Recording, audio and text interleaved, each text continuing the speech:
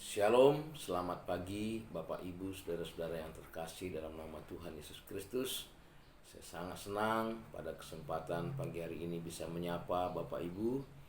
Kiranya Bapak Ibu penuh sukacita walaupun harus sementara waktu ini kita ada di rumah.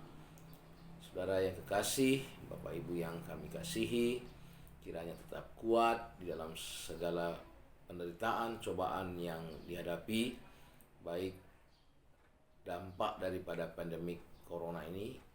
Kemungkinan kita juga mengalami begitu banyak penderitaan. Ada yang mungkin di PHK, ada yang mungkin tidak bisa bekerja seperti biasanya. Bapak Ibu, saudara-saudaraku yang terkasih, pada pagi hari ini kita akan mendasarkan renungan kita kepada 1 Petrus. Surat 1 Petrus dikirimkan oleh Rasul Petrus kepada jemaat yang ada di Kapadokia, Bitinia, Provinsi Galatia, dan juga Asia Kecil. Jemaat-jemaat yang ada di sana adalah jemaat-jemaat pendatang sebagai orang asing di negeri orang karena ada penganiayaan besar. Sebagai pendatang, mereka pasti mengalami juga penderitaan, penganiayaan, cobaan, tantangan, mungkin ada penyakit, bahkan mereka diperbudak, dicurigai, dikucilkan.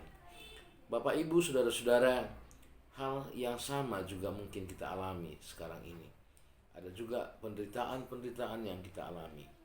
Mungkin tidak sama bentuknya, tetapi prinsipnya kita juga punya tekanan-tekanan kehidupan, apalagi di masa pandemik corona ini. Oleh karena itu Bapak Ibu, mari kita belajar sebagaimana yang diajarkan oleh Rasul Petrus supaya jemaat gereja mula-mula pada waktu itu tetap bisa berbahagia dalam menghadapi penderitaan.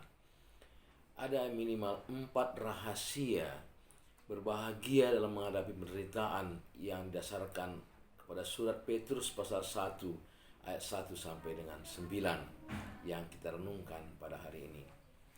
Rahasia yang pertama adalah kita harus percaya dan kita harus yakin betul bahwa kita sudah benar-benar dipilih oleh Allah.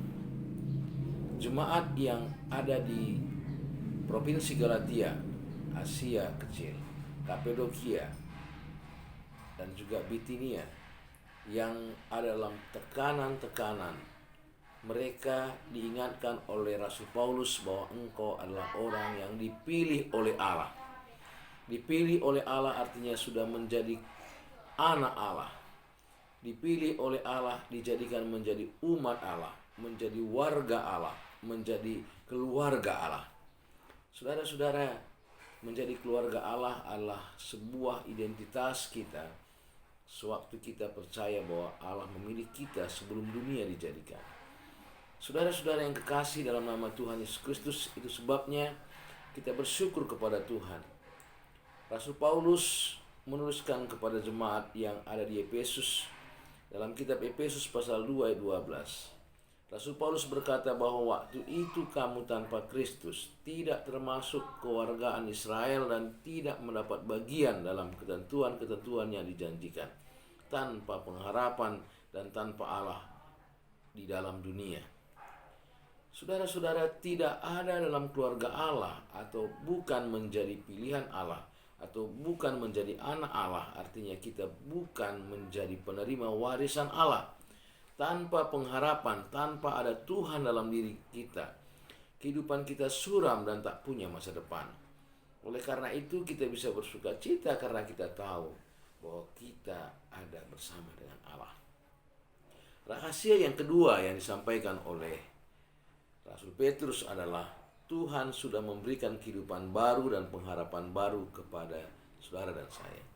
Dalam ayat 3 dikatakan, terpujilah Allah dan Bapa Tuhan kita Yesus Kristus, yang karena rahmat-Nya yang besar telah melahirkan kita kembali oleh kebangkitan Yesus Kristus dari antara orang mati kepada suatu kehidupan yang penuh pengharapan. Yesus Kristus dengan kuasa kebangkitannya sudah mengubah kita menjadi baru. Roh Kudus sudah mengubah kehidupan kita menjadi kehidupan yang baru. Saat kita percaya Yesus sebagai Tuhan dan Juru Selamat, secara total kehidupan kita diubah menjadi kehidupan yang baru. Kata yang dipakai untuk kehidupan yang baru ini sering lahir baru, sebuah analogi lahir. Sewaktu anak saya yang pertama bernama Sally lahir, saya sangat bersuka cita karena apa? Ada pengharapan baru. Saya melihat ada mujizat Tuhan terjadi, di mana bayi yang masih kecil itu sudah mulai menggerakkan tangannya, kulitnya yang halus, senyumnya, tangisannya. Itu membuat saya sangat berbahagia. Sesuatu yang lahir yang baru biasanya membuat pengharapan kita besar, ada generasi selanjutnya akan meneruskan kehidupan kita. Sama halnya dengan lahir baru dalam Kristus. Dengan ada seseorang yang lahir baru, saudara dan saya sudah dilahirkan kembali. Pada waktu itu kita benar-benar bisa hidup, benih ilahi dalam diri kita akan berkembang sehingga kita menjadi segambar dan serupa dengan Kristus. Saudara-saudaraku yang kekasih dalam nama Tuhan Yesus Kristus, nilai hidup yang tadinya penuh dengan dosa, diikat di dalam kuasa dosa, sekarang menjadi kehidupan yang sesuai dengan kehendak Tuhan. Harapan hidup karena ada kelahiran baru membuat kita bersuka cita walaupun ada penderitaan. Rahasia yang ketiga, Bapak Ibu sekalian, karena harapan kita sebagai orang yang sudah dilahirkan baru dan menjadi anak Tuhan pilihan Allah, kita mempunyai warisan surgawi. Ayat 4 berkata, untuk menerima suatu bagian yang tidak dapat binasa, yang tidak dapat cemar, yang tidak dapat layu, yang tersimpan di surga bagi kamu, yaitu kamu yang dipelihara dalam kekuatan Allah karena imanmu, sementara kamu menantikan keselamatan yang telah tersedia untuk dinyatakan pada zaman akhir. Saudara-saudara, memang kita sekarang belum ke surga, tetapi kita sudah menjadi ahli waris kerajaan surga. Bicara masalah surga, sesuatu yang indah yang tidak bisa dilukiskan di dunia ini. Satu ketika ada teman saya yang bertunangan dan dia membeli satu cincin yang begitu mahal. Saya sedikit komplain sama dia, kamu masih bertunangan tapi cincinnya mahal sekali. Tapi dia bilang, saya sudah yakin bahwa dia siap menjadi istri saya, maka itu cincin itu nanti akan menjadi milik saya. Saudara-saudara, sesuatu yang mahal diberikan kepada tunangannya itu. Waktu saya merenungkan itu, maka saya teringat akan warisan saya di surga. Bukan hanya senilai itu tidak ada gunanya nilai dibandingkan surga. Saudara-saudara, ada Rasul Paulus pernah diangkat Tuhan ke surga. Dalam kitab 2 Korintus pasal 12 ayat 2 dia berkata, kalau kita perhatikan dalam kitab 2 Korintus pasal 12 ayatnya yang kedua dan keempat, di sana Rasul Paulus menggambarkan tentang suasana surga, ya. Suatu yang tidak bisa digambarkan oleh dunia ini. Dia berkata demikian, Bapak Ibu sekalian. Aku tahu tentang seorang Kristen 14 tahun yang lampau. Entah dalam tubuh aku tidak tahu, entah di luar tubuh aku tidak tahu. Allah yang mengetahuinya. Orang itu tiba-tiba diangkat ke tingkat yang ketiga dari surga.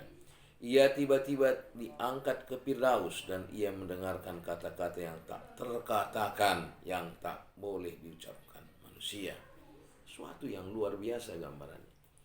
Yohanes juga dalam kitab Wahyu menjelaskan tentang bagaimana dia mendapat penglihatan yang diberikan oleh Tuhan, menceritakan suasana surga yang luar biasa. Itulah warisan kita, tidak bisa dibandingkan dengan yang lain.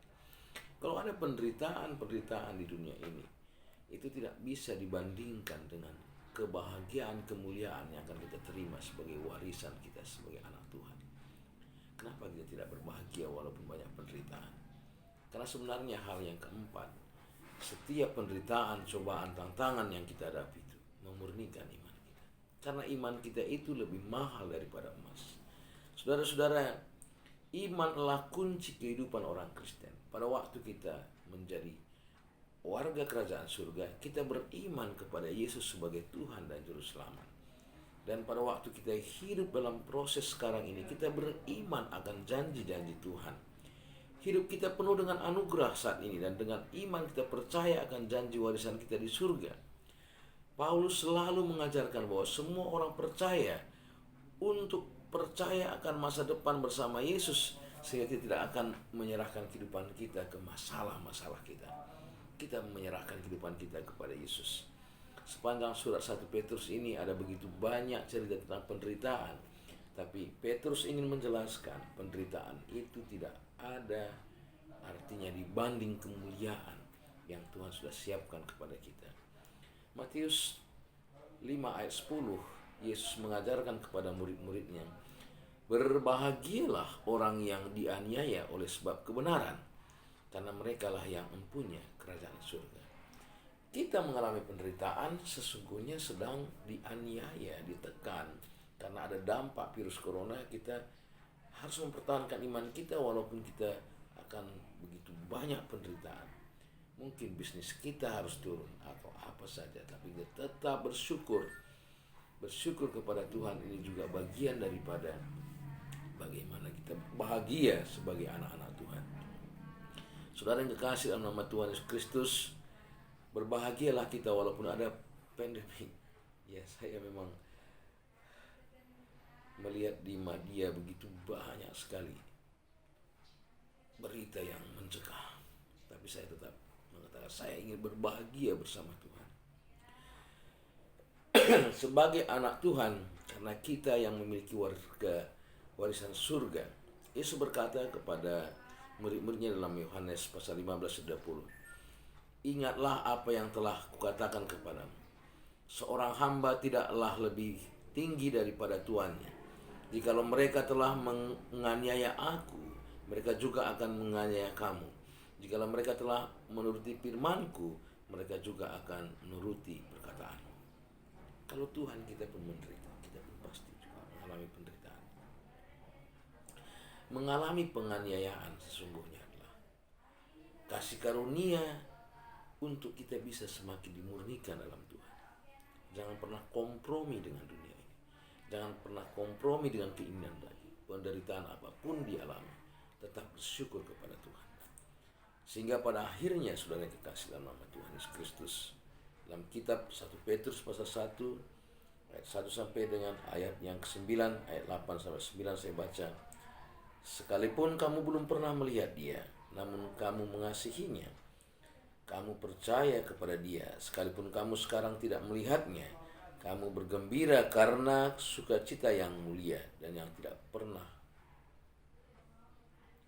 tak terkatakan, karena kamu telah mencapai tujuan imanmu, yaitu keselamatan jiwa. Walaupun kita belum melihat Yesus hari ini dengan kasat mata, tapi kita percaya bahwa kita satu ketika akan bertemu dengan Yesus. Saudara harus tahu bahwa pandemik dalam Alkitab sering terjadi pada waktu seorang meninggalkan Tuhan, menyembah Allah yang lain, menyembah Baal sehingga dibuang. Saudara, kekerasan hati sehingga dijadikan ada tulah-tulah. Begitu sampai kitab Wahyu dijelaskan bahwa tulah-tulah sampar itu terjadi karena ada kekerasan hati manusia yang tidak mau bertobat. Hari ini, supaya kita bisa berbahagia walaupun ada penderitaan, marilah kita sungguh-sungguh yakin bahwa saya harus yakin, percaya bahwa Allah sudah memilih saya menjadi anaknya. Saya percaya dan yakin bahwa Yesus Kristus sudah menebus saya dan Roh Kudus sudah melahirkan saya kembali. Saya punya pengharapan dan saya punya warisan surgawi yang tidak bisa dibandingkan dengan apapun.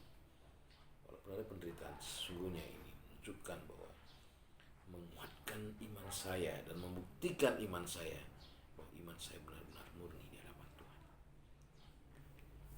Itulah yang bisa kita renungkan pada kesempatan pagi hari ini, Bapak Ibu. Jangan lemah, tetap kuat, tetap dalam pengharapan kepada Tuhan.